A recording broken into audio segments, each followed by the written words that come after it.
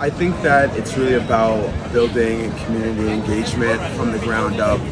Very much things have flipped where it used to be, okay, take our product and enjoy it, and now there's more of an educated consumer now, and they have expectations, and from that they want to know who you are, what you're about, and then from that decide to make their purchasing, and then hopefully have increased average order values and customer longevity, right? As we go into 2023, I think there'll still be a little bit of hangover from the kind of reduction in consumer spending that we've seen with sort of everyday consumers. And so I think off the back of that, what we're going to start seeing is brands kind of focusing on two things. The first is how can they start to build more valuable relationships with customers beyond just selling their products and sort of being the cheapest.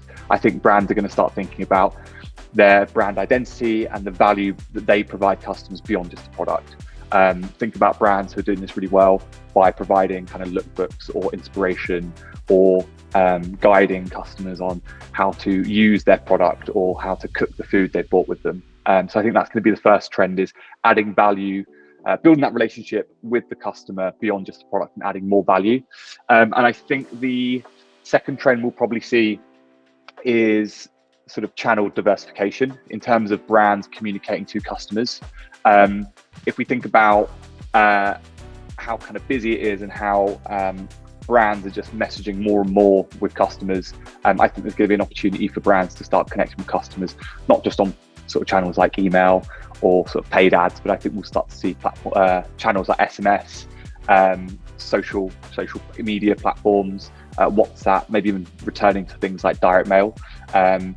Just so they try and engage with customers on more channels and try and hone in on the channels that works best with each individual customer. There's kind of two main trends that I have been thinking about. Number one is partner-led growth. So I feel like we are seeing so many more partnership initiatives, partner teams growing, a lot of co-marketing opportunities.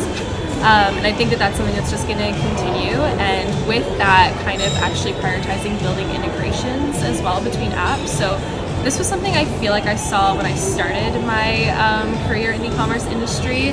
There was a lot of focus on like integrations between all the different tech tools, but I think it got deprioritized at one point, just because I think it was really hard to balance building those integrations along with your core product, and people were focusing on their core product features instead. But lately I have seen a much bigger push for let's build these integrations again, because there are so many brands that are asking for them because they need that in order to have data syncing seamlessly between their full tech stack so that they can leverage it, create better customer experiences. So now we're shifting back towards seeing that push for integrations again, and along with that, these like embedded iPaaS companies coming up, because it is difficult to balance integrations with expanding your core product features. So people are looking into third-party tools in order to do that, and that's kind of what I see continuing to grow in the new year.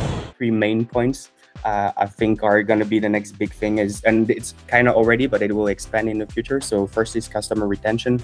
And I think that's something we are mentioning all the time because that's what I've been reading, but just through upsells, loyalty programs, everything, people see that the cost of acquisition for a client are going up. So you're trying to diversify the way you're selling and to actual customers that you already have and you're already in discussion with. I think that's where like the strength of a future booming e-commerce business is.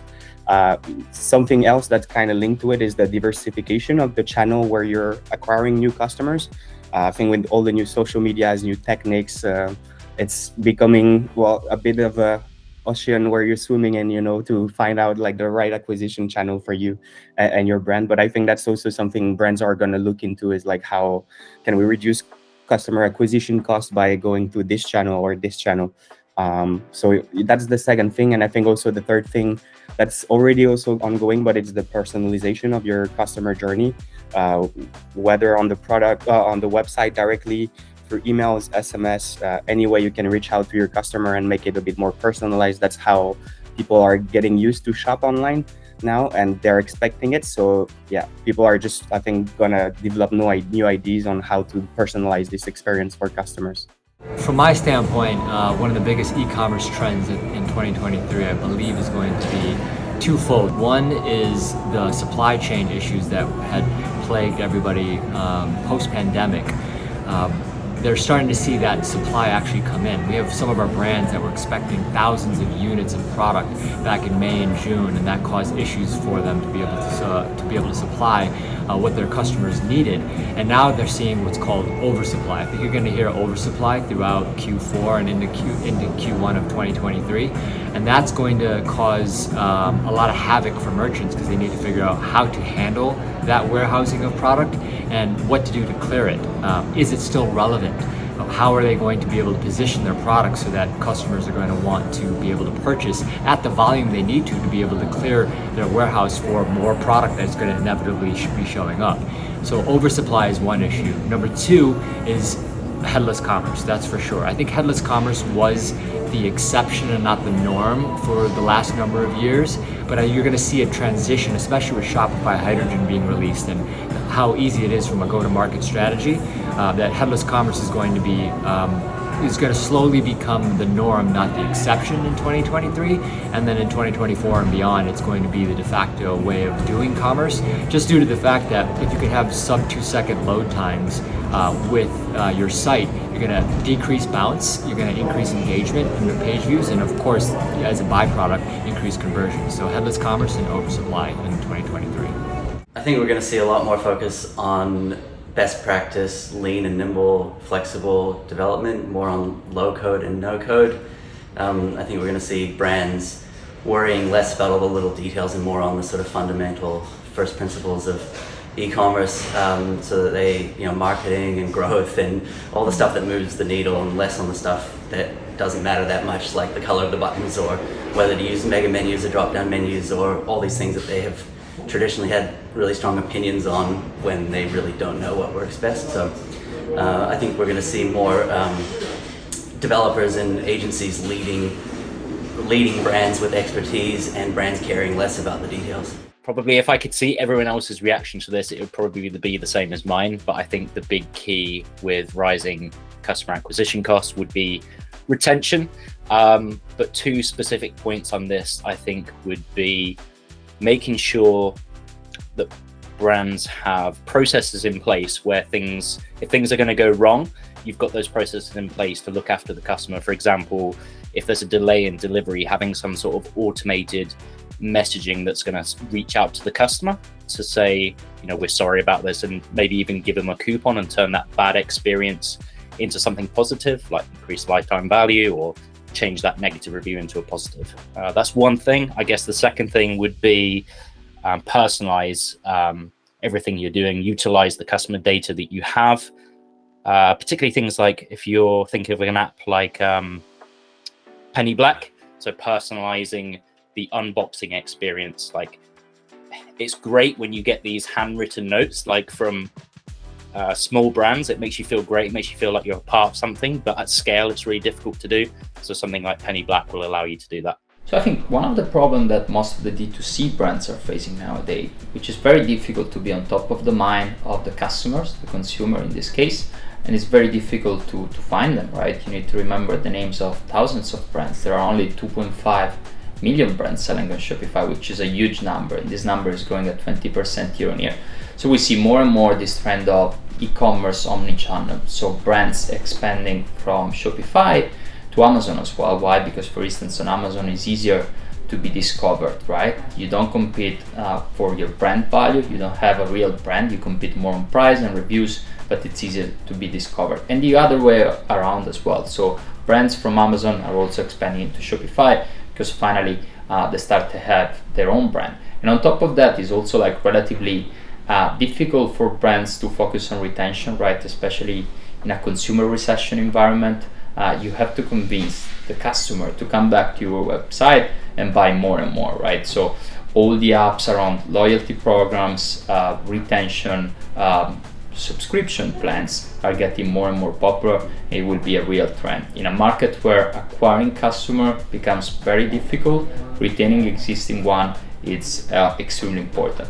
And then one of the big trends will also be with the increasing cost in the goods sold, raw material as well going up, supply chain, being on top of supply chain and inventory would be increasingly more important, I think, for the brands out there. The reduction of CAC. People are going to be obsessed with CAC as we continue to move forward to a cookieless future. I think going into 2023, we're going to hear a lot about the same things that we've been kind of focusing on like the second half of this year, and it's just going to be focused around retention. I think like every brand that I speak to, every agency that I speak to, even every partner that I speak to, retention is like that word. It's like the buzzword that we're hearing a lot about, and that's just because of acquisition costs. It's just because like the data that's accessible with retention. So I think like that's been a trend, and I think rightfully so. We're just gonna keep doubling down on retention for the next year. I would say right now the biggest one is going to be UGC and live video shopping, and being able to actually shop for products within video content that other users are creating for your brand. Well, I foresee and hope that video is more of a trend in 2023. So I feel like a lot of merchants have the opportunity to add video to their content, their product pages, their home pages, to be more engaging for customers, because that's usually how they get to their website. And I think that making that experience more consistent is something that we're going to be seeing more in 2023. I think that the theme is survival. Why do I think like this? We see a lot of companies in e-commerce, not only e-commerce, that are going through layoffs. People in general, can spend less as cost of living goes up, especially here in Europe. There might be a recession when you look at those first symptoms that I just mentioned, and when you listen to what a lot of people are saying. That's survival for small and medium businesses that don't sit on piles of cash that could let them survive a recession. That's also survival for large e-commerce brands that were propped up by easy credit in the past few years, and that relied on that credit to keep growing and operating. I think probably the number one theme will be pricing. I think price is going to be really, really huge. Why that? Because obviously considering what's going on in the macro environment, customers are becoming more and more selective, picky, as well as careful on how much they pay for their products. So really pricing is going to become a huge theme, and merchants have to become more and more sophisticated, as well as doing more of their researches and also leveraging tools to ultimately understand what's the right selection at what price to really feature for the customers. I think a trend that we're looking at coming in 2023, two trends. I think that'll be really important. Will be personalization in shopping. So that experience through multiple channels or touch points, personalization is going to be huge. And I think is owned marketing channels. I think we really want to look at how brands can connect with customers on a one-to-one level using their own channels and not relying on those rented channels that the ad space has grown on so accustomed. I say yes to those, and retention. I think retention is still going to continue to be something that people just drive into more and more. How do we retain, not just acquire new? Hashtag lifetime value.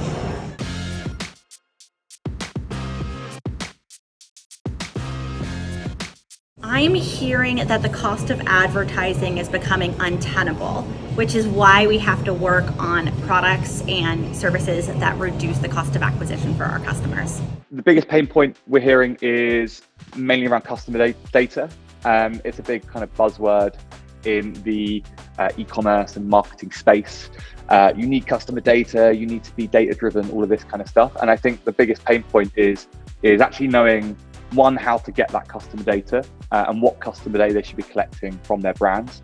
And I think that leads on to an even deeper pain point is, once I've got some level of understanding of a customer and I've started to collect customer data, what do I do with it? So really it's all about, personalization, understanding what's the right products that you want to feature for the right audience, right? So personalization, I think that's also going to be another very important discussion and topic for next year. And again, here technology will definitely help to make it happen. They really don't know what to do, most of them. I think a lot of D2C brands have grown really successfully through luck and happenstance and being in the right place at the right time. Some have great products, but more often than not, they've got a good marketing message, they've built affinity, they've built recognition, and they grow with really small teams, most of these D2C first brands. And so they don't have the resources and the experience and the expertise to really understand the fundamental first principles, and so they're totally overwhelmed, and everything's changing around them. Their cost of acquisition is going up, their customer spending is going down. When things go really well, they're really happy. When things don't go well, they have no idea what happened. They pull out all the cables and try and sort of figure out what to do next. And so I think there's too much complexity in the whole stack, not just the technical stack. We used to talk a lot about technical debt. I think now there's like debt across the whole, the website, the marketing channels, the retention marketing plan, all the apps and add-ons. And most of the stores we work with, they might have up to 50 apps installed.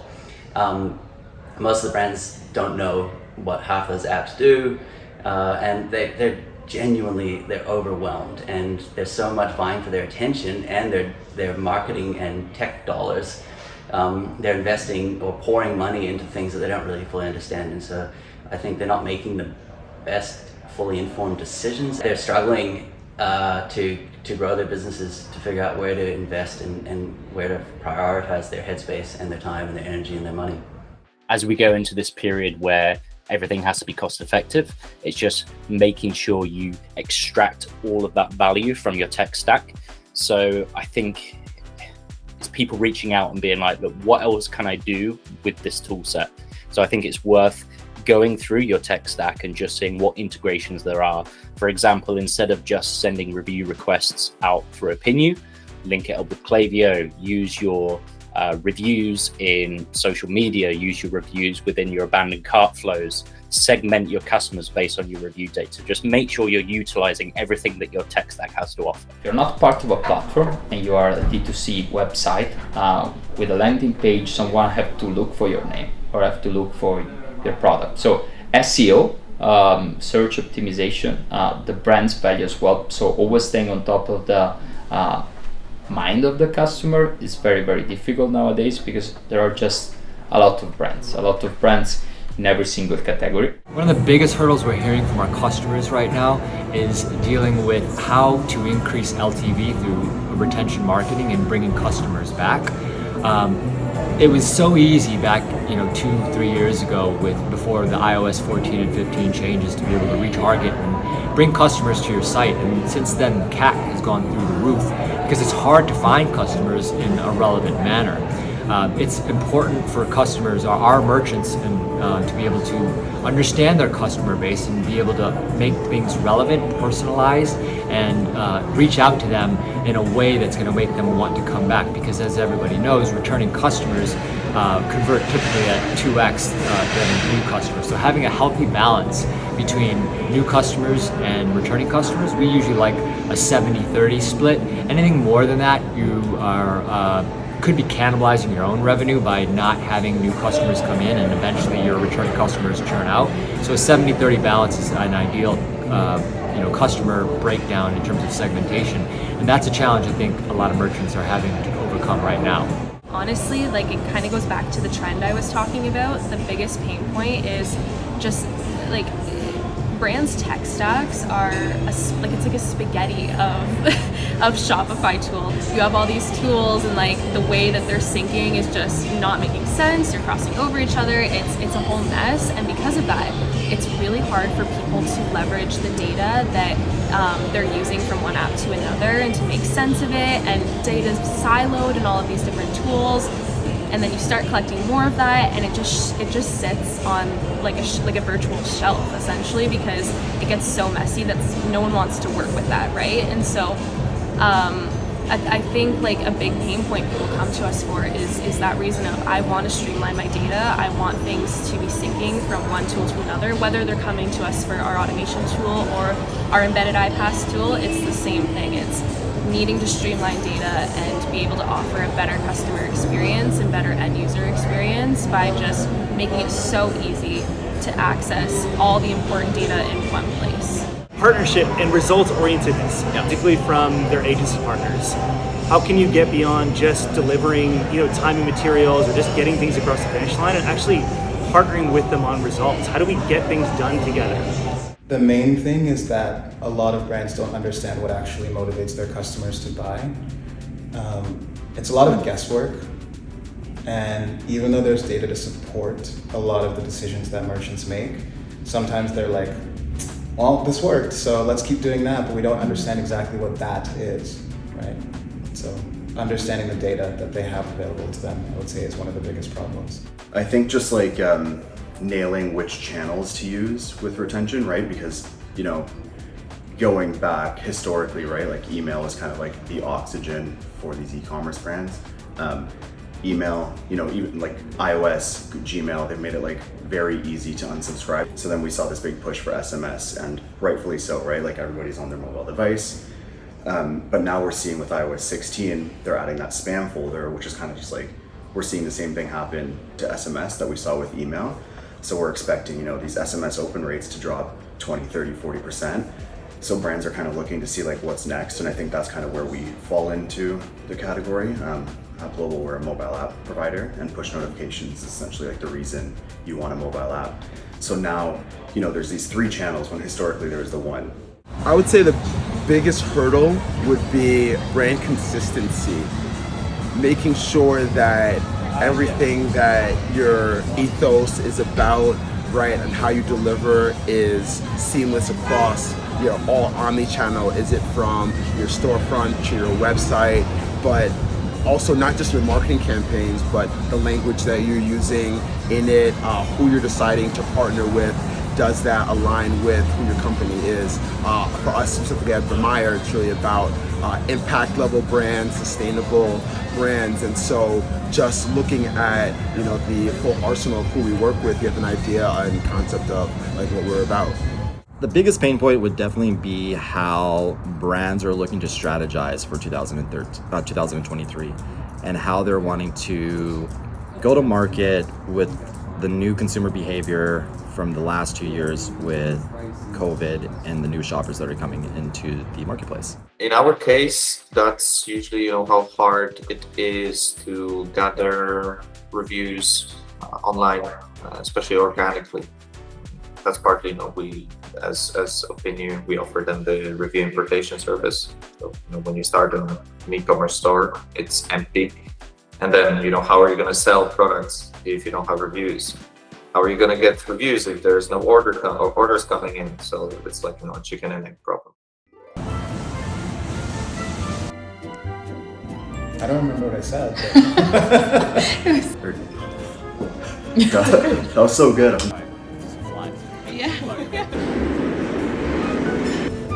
What do you mean by defining applications? No, let's do something else, actually. Let's do something else. The same thing, so we're not doing like the step up. We're gonna, I don't need the prompt. We should wait on that one. Are you looking at the camera, or are you looking? I don't. Where am I supposed? Am I good? Oh, I already forgot what I said. Okay. Being so Oh no! I just won that.